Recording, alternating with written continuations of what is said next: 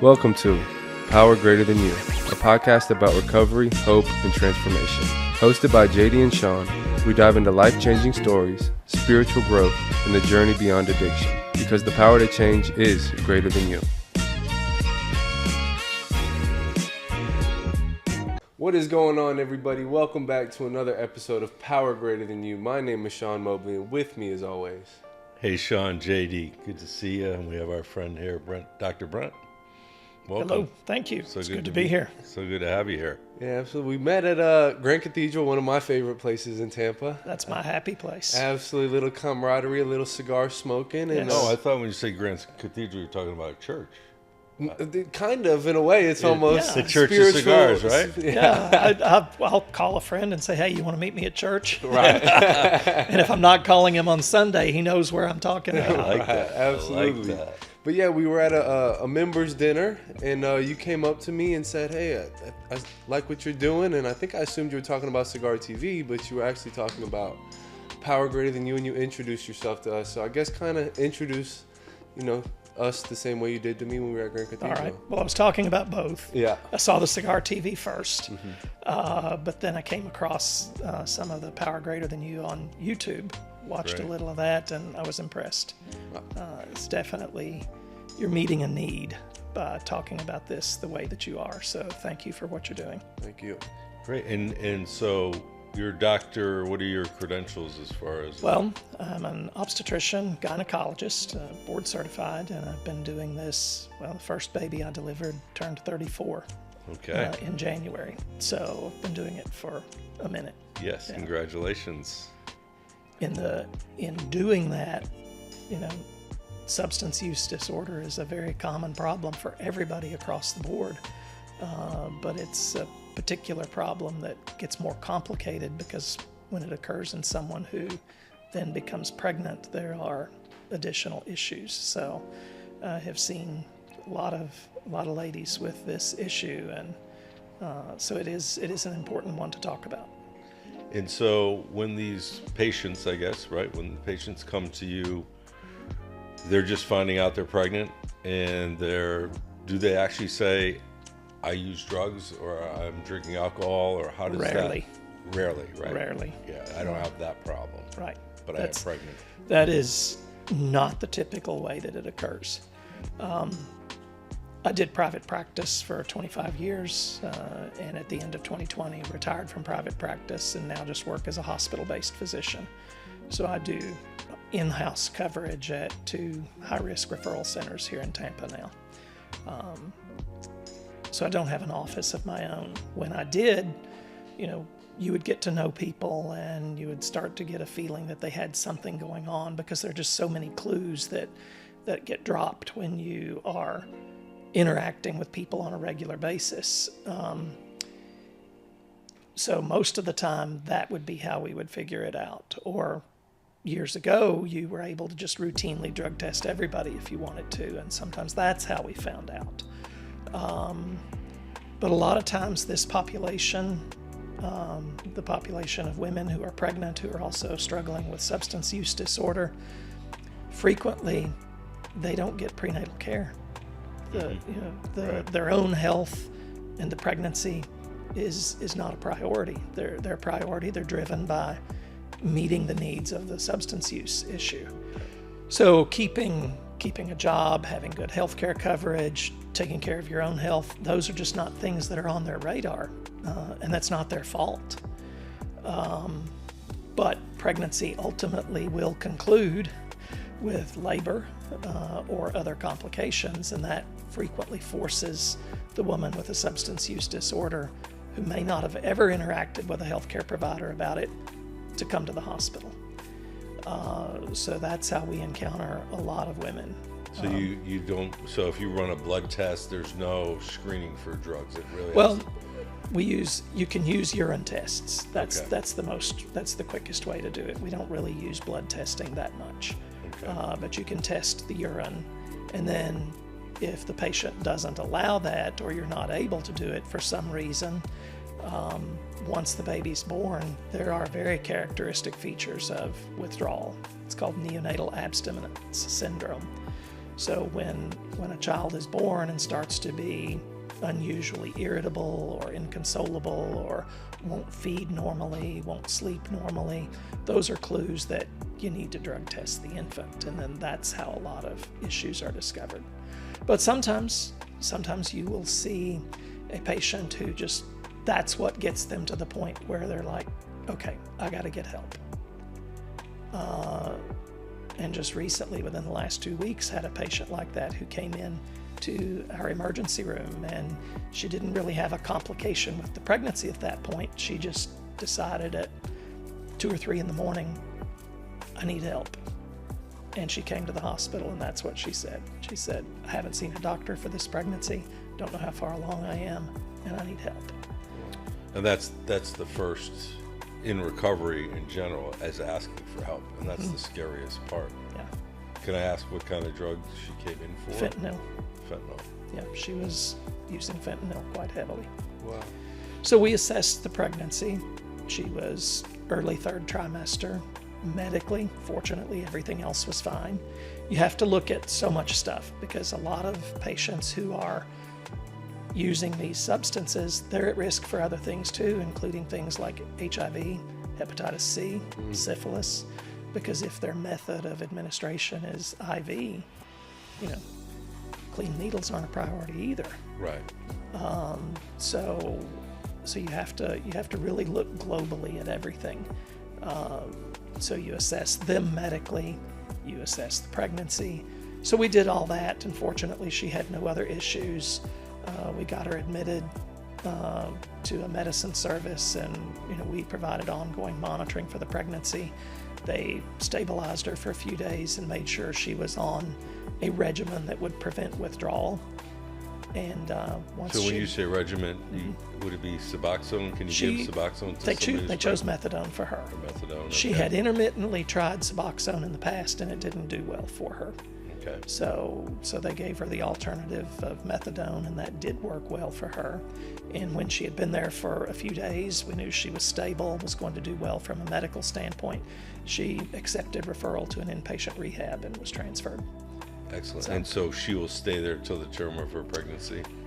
She may not stay for the whole pregnancy. If she continues to do well on a stable dose of methadone and then, appears to be, of the mindset that she'll be cooperative with the program, then she can be managed as an outpatient, just like lots of patients who go to methadone or Suboxone clinics can be managed as outpatients.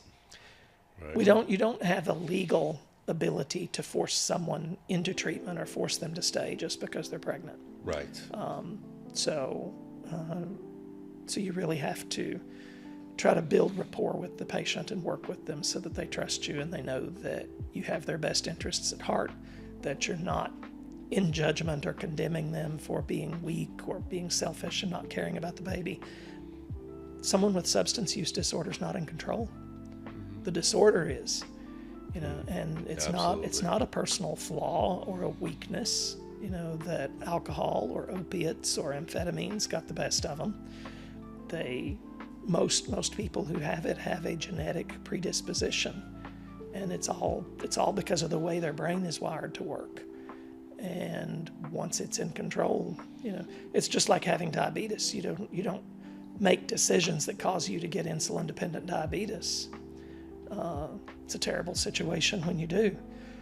But what you have to do then is realize what you have, go to the doctor to get help, cooperate with the treatment, and then you can be treated successfully and managed.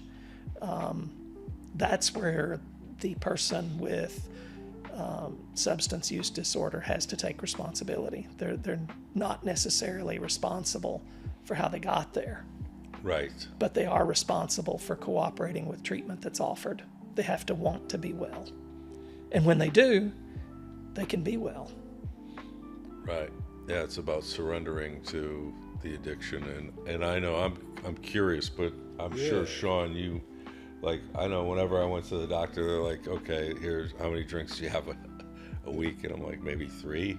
Do you smoke? No. No, yeah. Do you do, the only one I never did was the intravenous drugs, but, I would be, I would have cocaine in my system or whatever, but I always felt like I could never tell the doctor who's going to help me the truth, because there was a little bit of, and I didn't realize it, but a little bit of shame or guilt or what the hell is wrong with me.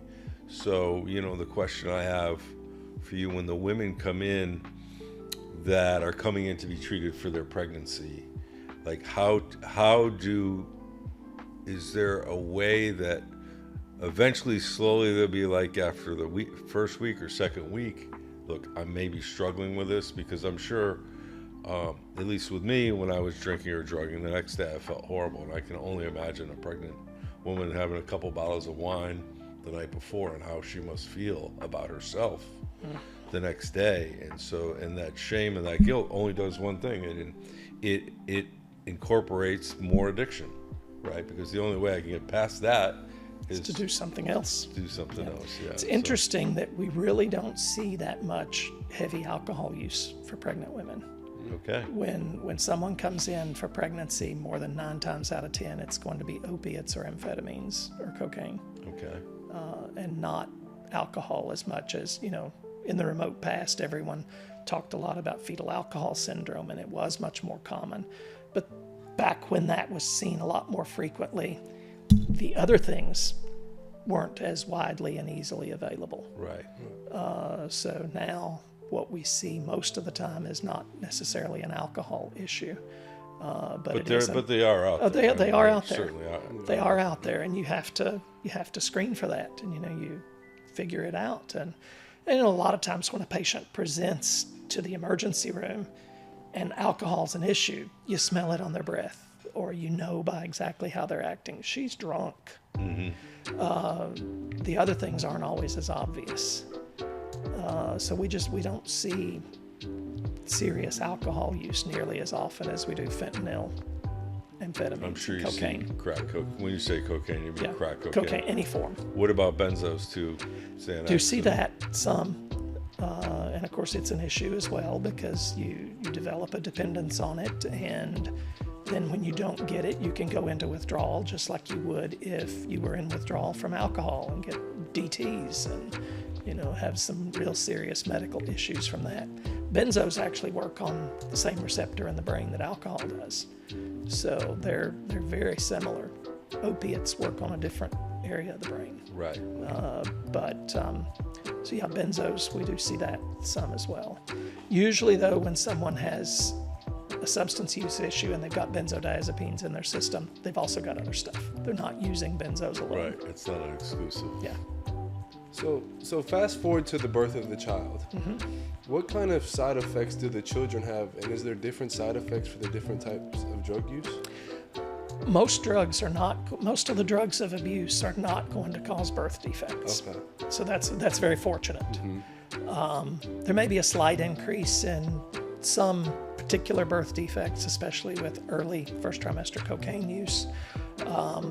But usually if you're using cocaine in the first trimester, it's an all or none thing. It either kills the pregnancy or the pregnancy survives and progresses.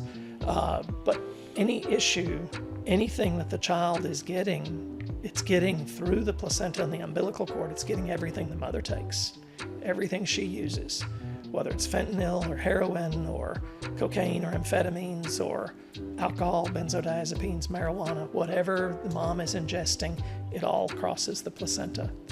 So the moment we deliver that baby and we cut that umbilical cord, that child begins the withdrawal process. And physiologically, that works the same way withdrawal does for an adult. Wow. So, anything from just restlessness and irritability, inability to sleep, easily crying, to instability in their vital signs, and withdrawal even can cause death if it's untreated. So these children have to be monitored, and over time what's been developed is called the NAS score.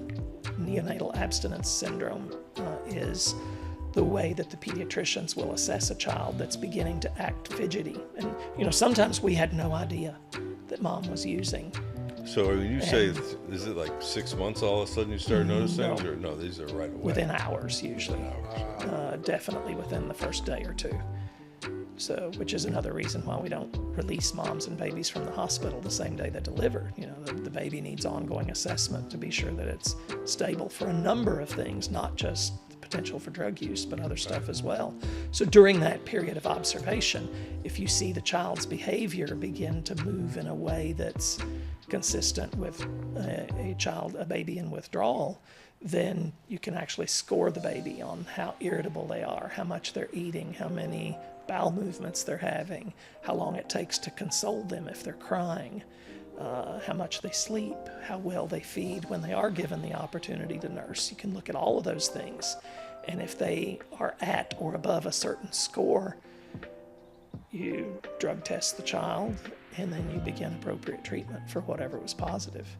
And usually that is administering some kind of opiate, morphine or something like that, to handle the withdrawal. Now, these pregnancies don't create babies that are addicts. That child's not going to be a 2-year-old with substance use disorder. That child is going to get through the withdrawal based on the dependence that is developed because of the exposure. Like the term crack baby, that was a bad term. You know, that was not a good term. And so... And one just before we... in there, you gave me the statistic I forgot about. Number one cause of birth. Yeah. Okay, we'll go with that. Bring that one up too, if you could. So the babies that are born to these moms, they're not automatically addicted, but in the future, you know, when they're teenagers and in their early 20s and making decisions about whether or not to use alcohol or drugs because their mother had a substance use disorder, they've got a 10% or so chance of their brain being wired the same way. So exposure and use at an older age can then transition into substance use disorder, but it won't be because the mom used during pregnancy. Right. It's because they're predisposed, just like their mother was. But the problem with neonatal abstinence or withdrawal from substances the mother was illegitimately using is the number one problem in newborn babies in America today. Number one problem above and beyond birth defects. Worse than birth defects, worse than prematurity, worse than any other of the other issues that babies can have when they're born. It's the number one. The number one.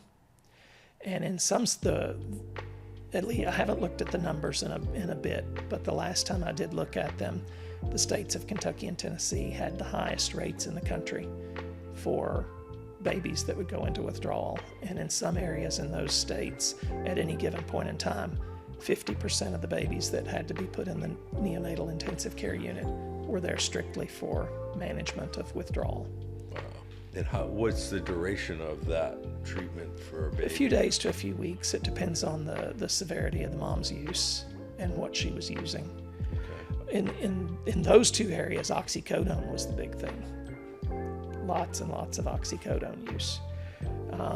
But over the last several years, the DEA, the Drug Enforcement Agency that gives all of us physicians the authority to prescribe controlled substances, really started cracking down on the cash for pills, pill mills that were all over the place.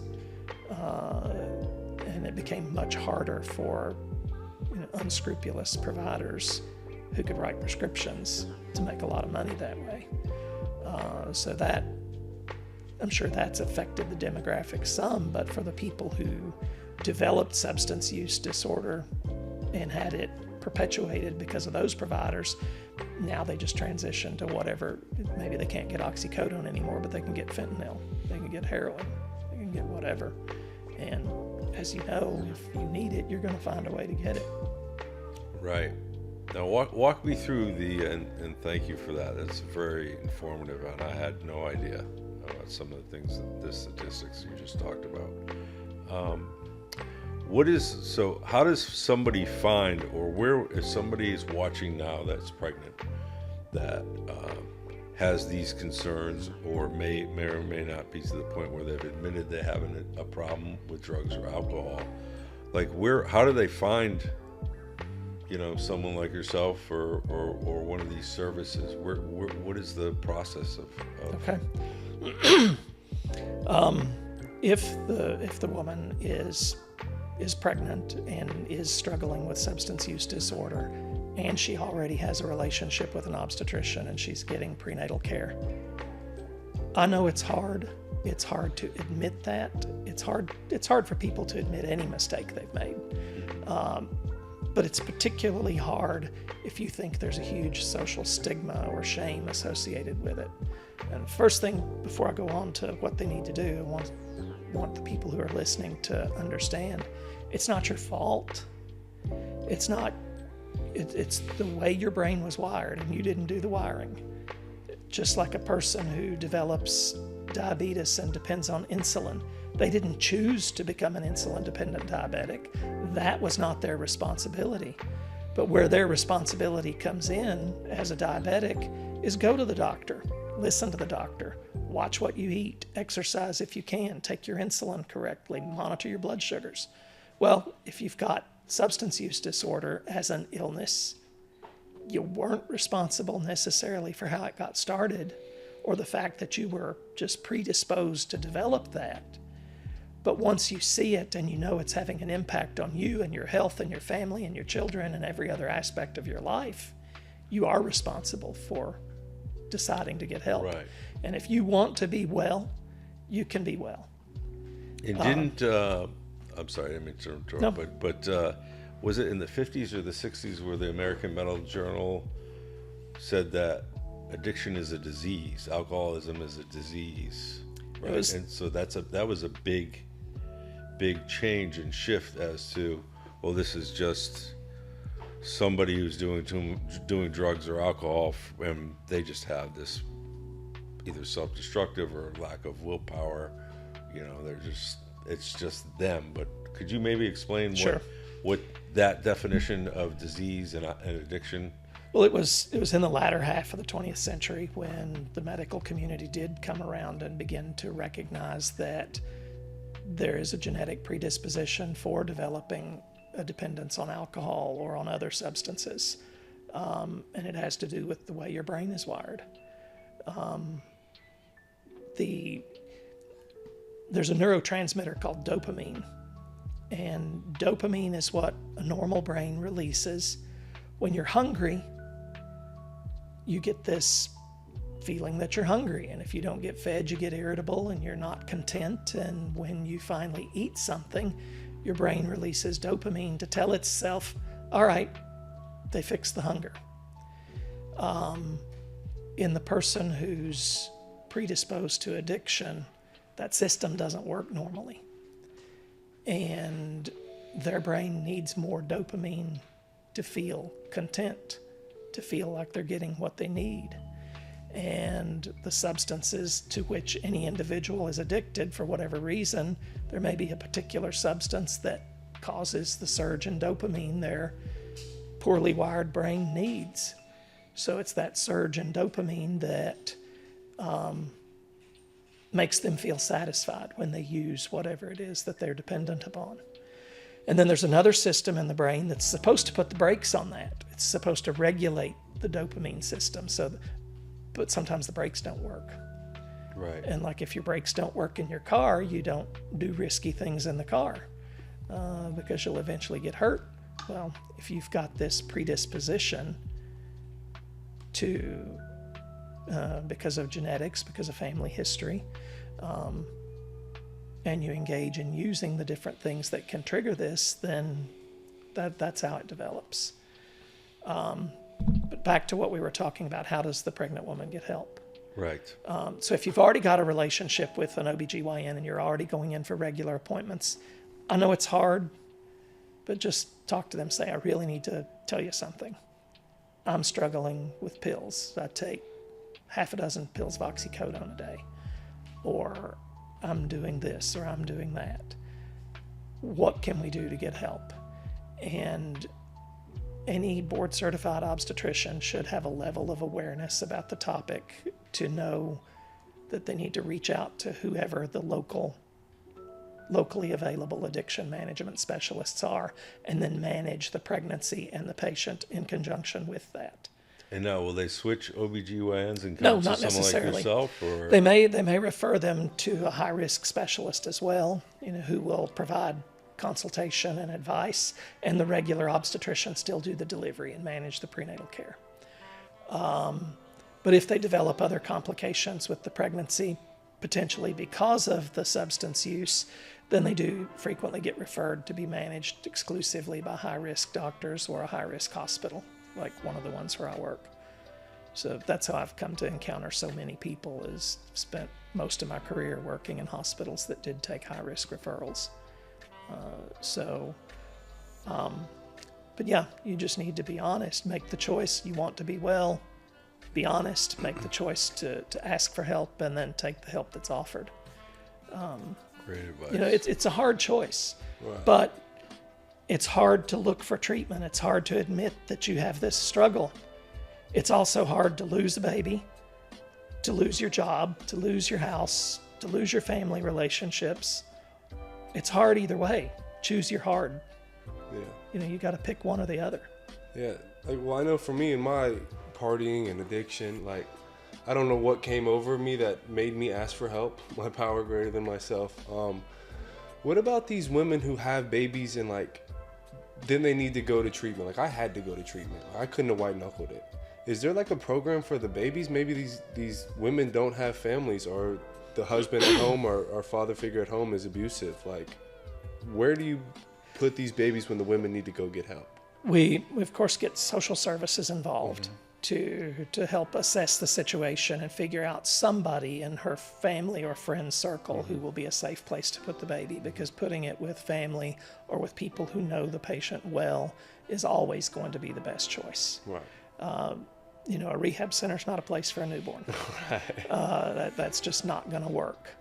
But that motivates the woman to participate fully in her treatment, to get out as fast as she can, and then resume responsibility for the baby. So ideally, we try, our social services consultants try to find some family or a family acquaintance that can be responsible for the baby. Okay. If not, state foster system is not always the greatest thing, but that's better than going home with a mom that isn't getting treated. That's safer than going home with a mom that isn't getting treated. Safer for the baby and for the mother. Mm-hmm. And the mom can always regain things. There was a law that was passed in Tennessee that I was really pleased with, because I saw it help, I saw it begin to help, and I wish that we could see this in other states. But while I was practicing there, the state passed a law that approached the issue in a couple of ways.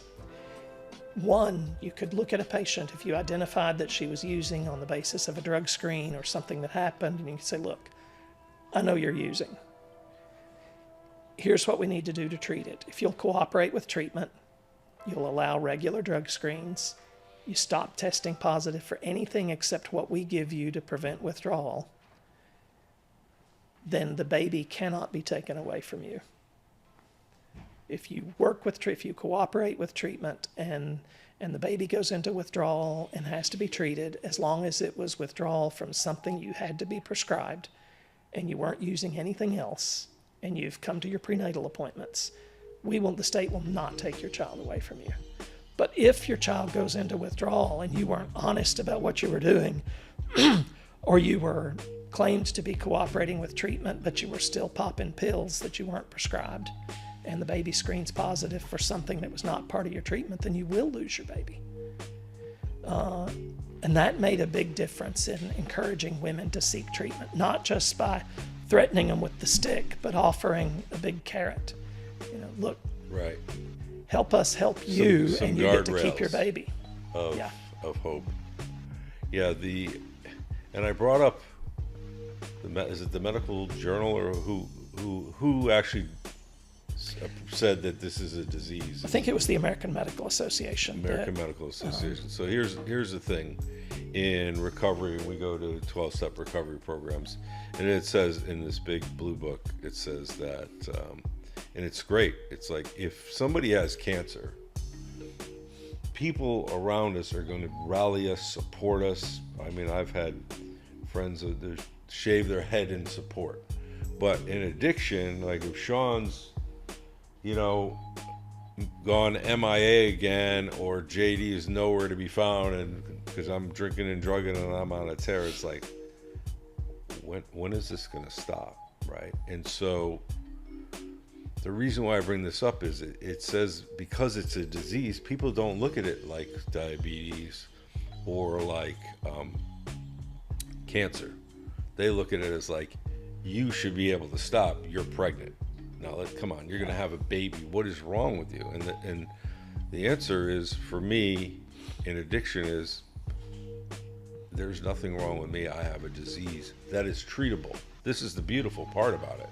What you're talking about, doctor, I've experienced and I've seen in the rooms of recovery, people working these steps of recovery, and they no longer think about drinking or drugging, and it's not just because of a consequence that I might have, like my kids will never talk to me, or a consequence like you won't see your baby if you pick up, again.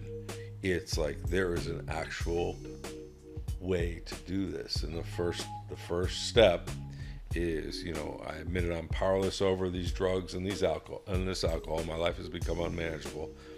The principle behind that is honesty. So for the first time, I get to get honest. So if anybody's listening out there that knows somebody that's pregnant and maybe using, or you are, understand this has nothing to do with their character. It has nothing to do with their willpower.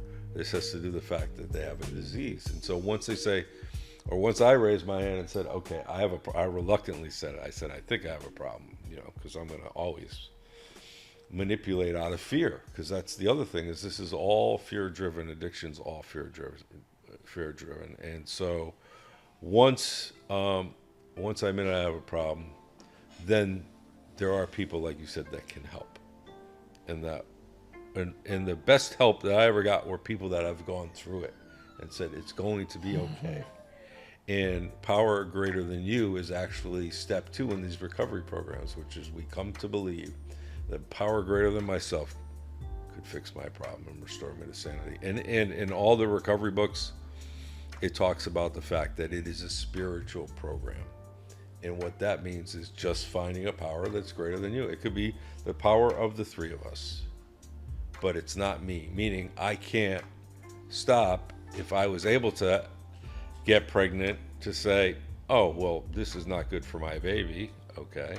It just, consequences do not equate to somebody who is in addiction. So again, I just want to say to anybody that's watching this, there is a solution. You can get help, but it's not because you or someone else doesn't have the willpower. They have the addiction, they have the disease, and it is a disease that can be treated every day. We treat our disease every day. We're not taking doing chemotherapy to get rid of our cancer, which is, I've experienced that with family, is something that, our chemotherapy, our treatment is going to a meeting. Our treatment is talking about how we can help other people. Our treatment is doing this right here. Doing this and acknowledging that there is something out there, this power. Like the power greater than you, like a spiritual experience for me is 2 guys at a cigar place smoking cigars going, and you're like, well, yeah, I saw your video on addiction. And Sean's like, you did? And you're a doctor that takes care of pregnant women in addiction. That's, to me, is not that much of a coincidence. It's almost right. like the way it's supposed to be. And because of that, our viewers get to hopefully get some really good information. So I wanted to pull it back to you guys, but those are some of my thoughts as you were speaking today. Yeah, absolutely. And for me, in the cigar industry, cigars kind of fall under that same stigma umbrella, right? They fall into cigarettes, and people who are not in the industry don't know what it's about, right? Right. So people who don't understand addiction look at us like we got a problem. So how, I guess, do you break the stigma? How do we let people know? Do we have to start people off younger and teach these things in school, or do things like this? How do you think we break this stigma about addicts and alcoholics? To break the stigma of substance disorder. Substance disorder. Okay. The awareness needs to be there. And that starts with people being willing to tell their story. It starts with family members understanding and then being able to tell their story. So often family members are like, I've done all I can. I can't do it anymore. She just won't straighten up. She won't do this. She won't do that. Right. She needs to hit rock bottom first. What does a person with substance abuse disorder do when they get to rock bottom? They don't ask for help usually. They get a shovel and keep digging. I mean, that is the nature of the illness. And you wouldn't think poorly of them or their personality or their character if they were struggling with diabetes or they had a heart attack or they developed cancer. You would do everything you could to love them through it.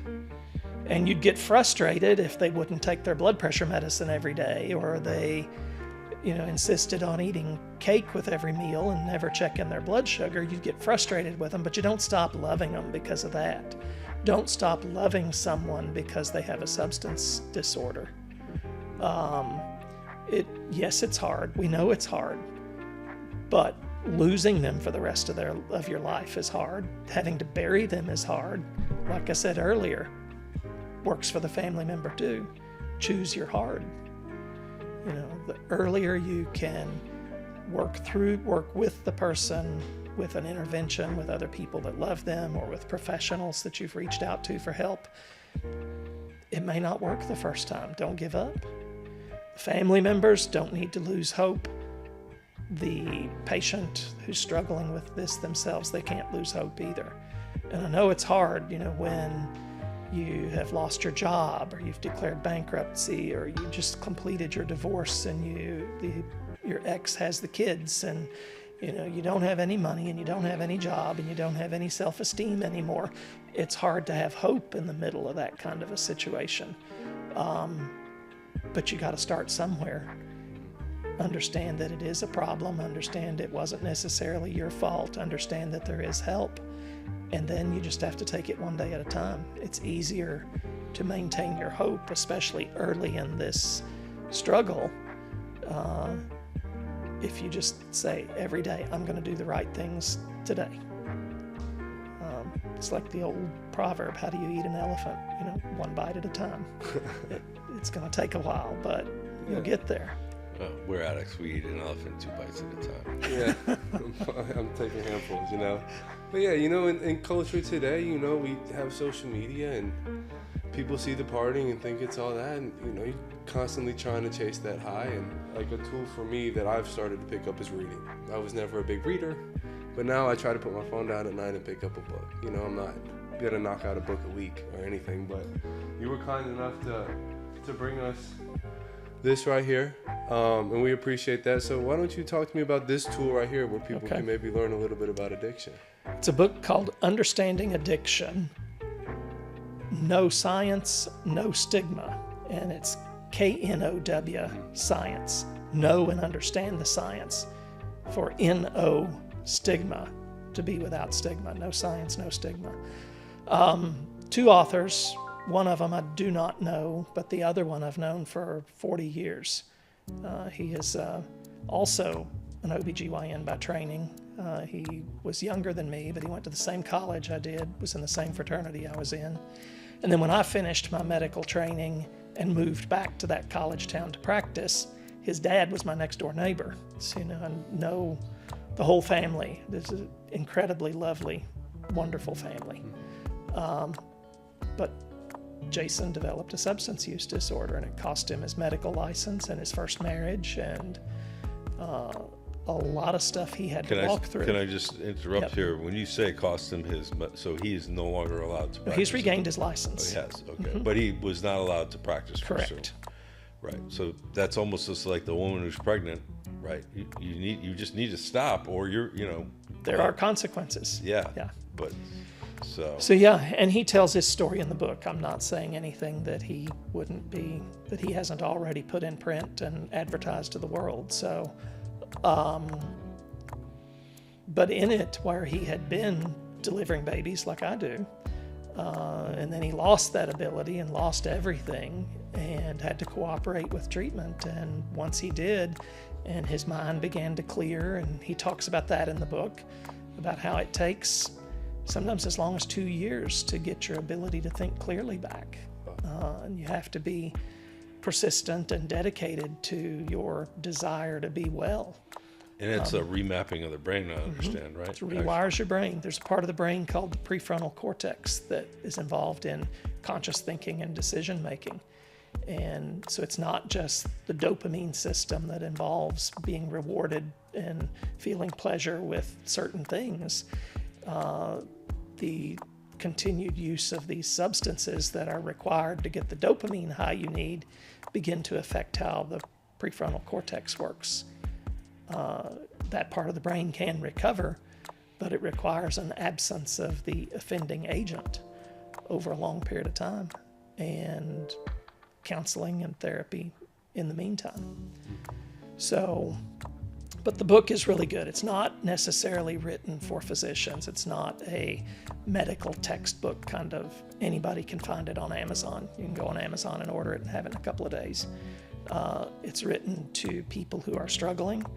It is written for medical professionals to help them understand, because not every doctor understands these elements of addiction, or rarely sees it in their practice, so they don't have much experience.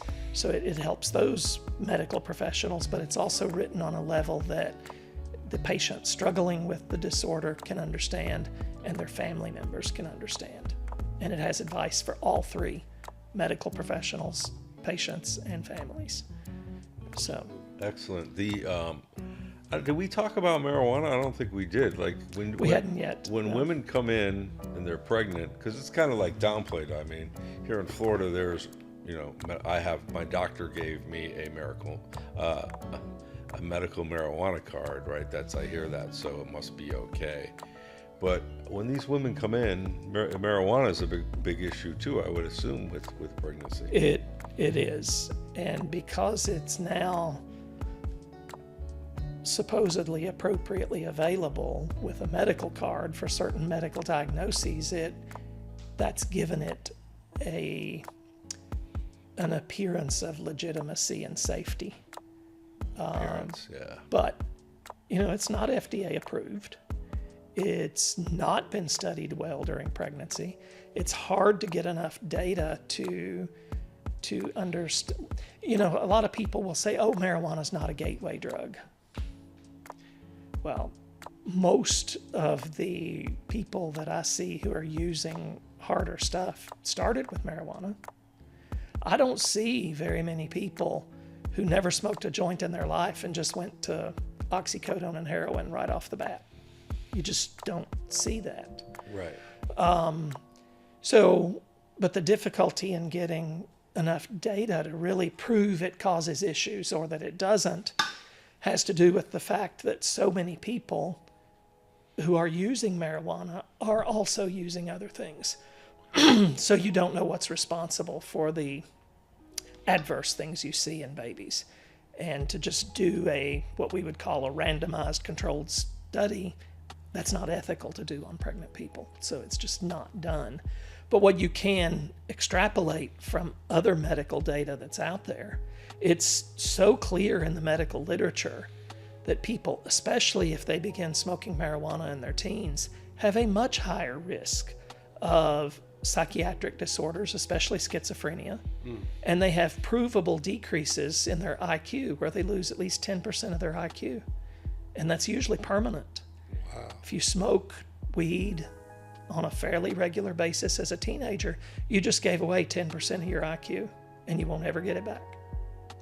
So that's because the brain is still developing in the teens. The brain in that prefrontal cortex doesn't finish all its development until you're 23, 24, 25, which is why you don't see as many people develop addiction or develop substance use disorder when their first use is after age 25. Wow. You just don't see it as much. And Dr. Hunt's book touches on that. But when you see the use beginning, especially in the teens, and unfortunately sometimes preteens can even get into dad's liquor cabinet, or got some weed from one of the kids at school, or things like that. It's those people, those children, as they grow, are more likely to have substance use disorders. They give away a significant amount of their IQ, and that can't be recovered. And they are more likely, as they get older, to develop full-blown schizophrenia or other psychiatric disorders.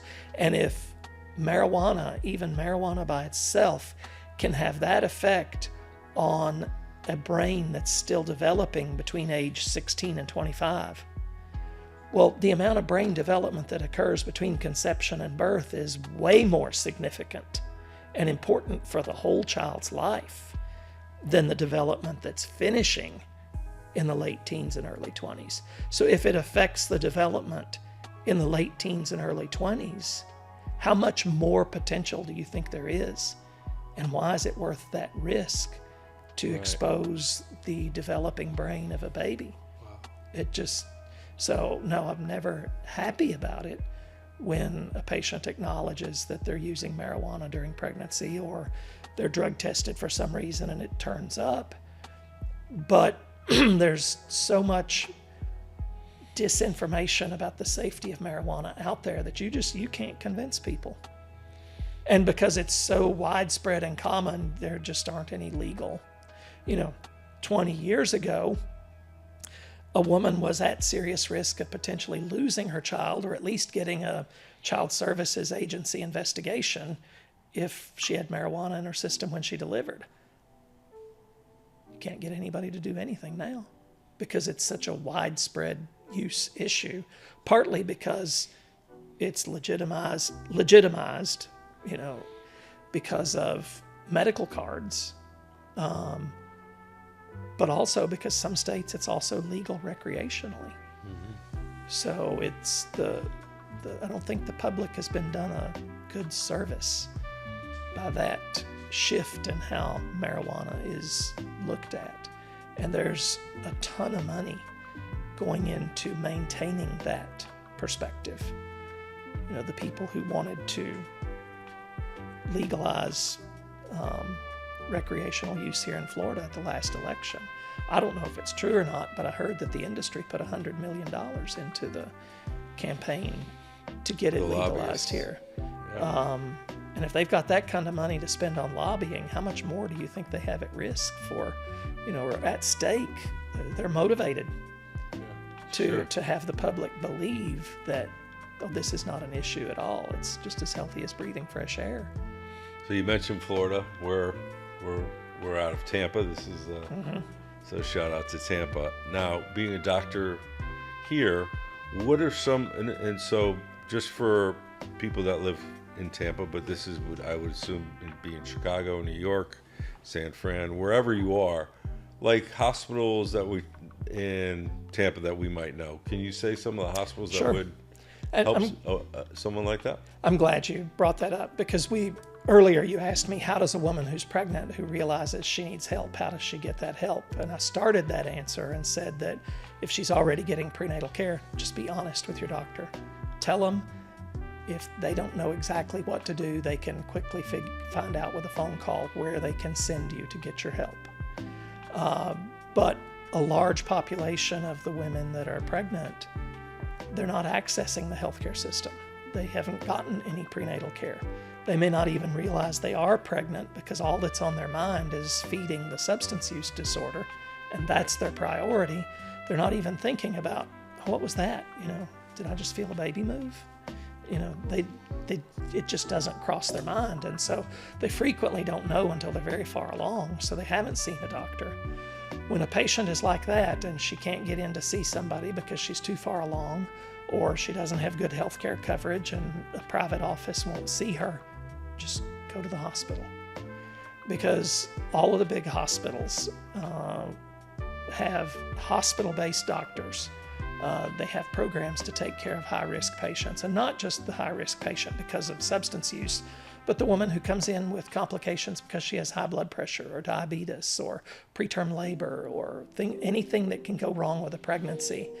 The bigger high-risk hospitals are referral centers that have access to resources to help them, including having a system that will get them evaluated by an addiction management specialist, have the initiation of their care be started there while they're in the hospital, and then referrals for either outpatient management or potentially even transfer once they're stable to an inpatient rehab. So women can access that. Had one at my hospital just a couple of weeks ago who did exactly that. She was early 3rd trimester in the pregnancy. She hadn't seen a doctor for prenatal care. She knew she was struggling with the substance use, but she just never could think clearly enough to figure out what to do. And finally, she just got to a point where I got to have help. I got to do something about this. So she came to the hospital at 2 or 3 a.m. in the morning and went to the emergency room and said, pretty sure I'm pregnant and I'm hooked on fentanyl and I need help. And we got her the help. So in the Tampa Bay area, there's tons of hospitals that have great OB programs, great maternity units. But the 3 biggest ones that also serve as like referral centers and take transfers for complicated patients and can easily get patients into the kinds of treatment programs are St. Joe's Women's, Tampa General, and Advent Health. So those are 3 very large hospitals with really good programs and 24-hour a day, 7-day a week, hospital-based obstetricians on site to see patients that don't have their own doctor and that come in with issues, including substance use disorder. Awesome. Excellent. Thank you so much, Doctor. Let's finish with last call. I got 5 questions for you. All right. He likes Cool with this. that. I like last call. I was trying to find them in my notes, but I couldn't find them. I'm prepared today. You ready? Yes. Let's start with the phone. Dream vacation spot. Well, here lately, that would have been going to the Fuente plantation in the Dominican Republic, but I was working that week and couldn't go. So that's definitely on my list. And Angela knows that I want to know farther ahead of time for the next one. Okay. Guilty pleasure. Cigars. Best piece of advice you ever got.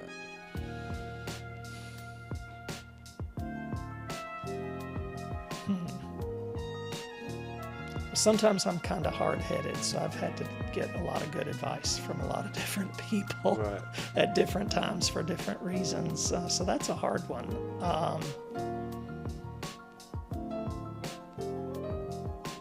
I guess the best piece of advice would be, not everything's under your control, but how you respond to things is. Excellent. I say we just kind of end it there. That was awesome. Okay. Yeah. Well, Dr. Brent, we appreciate you coming on and making that original connection. It's been good. I mean, I've learned so much today, and I'm sure JD has as well. But yeah, man, thank you so much for coming on, and I hope to see you around, and not only the cathedral, but a couple other places. Anywhere. Yes. Thank you, Dr. Brent. Thank you. Awesome. If you are struggling with any addiction, substance abuse issues, please go find some help. Feel free to reach out to us at Power Greater Than You. Absolutely. Local hospital, like Dr. Brent said, or, call the helpline. We'll drop the helpline right here. And as always, like, comment, and subscribe. And follow us on socials at Power Greater Than You. Once again, my name is Sean Mobley here with JD. And you've been watching Power Greater Than You. See you next time. Thank you.